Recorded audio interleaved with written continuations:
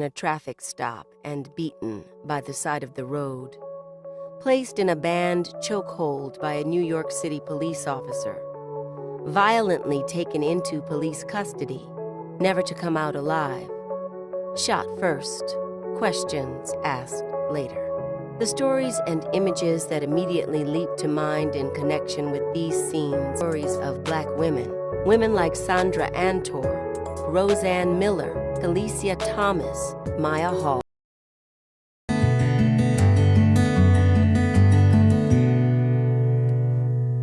What difference does it make when some people are left out of the picture, when police don't keep data on queer women, for instance?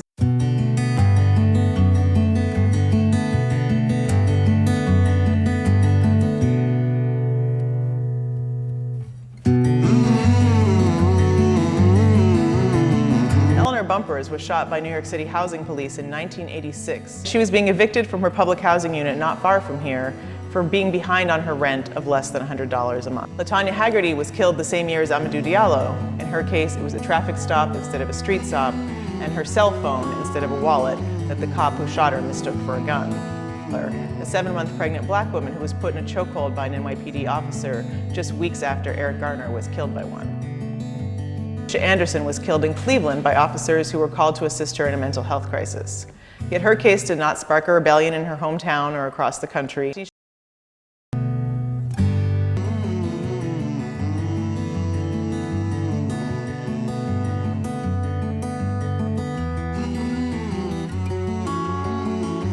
The debate over the impact of police brutality on Black lives has been informed by a glaring omission.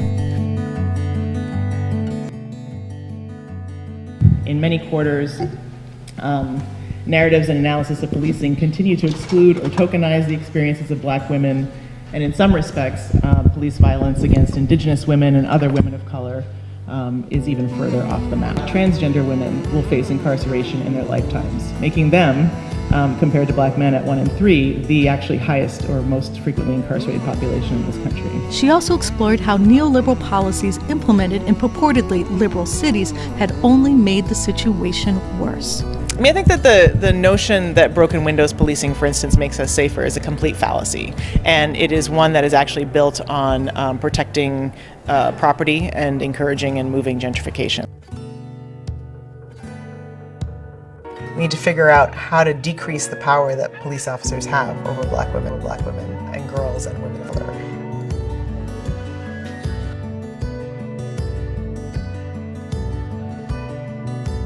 Taking away the tools that police officers are able to use to justify force, criminalization, and the power they're able to hold over Black women and women of color, and creating conditions under which we can not only survive but thrive.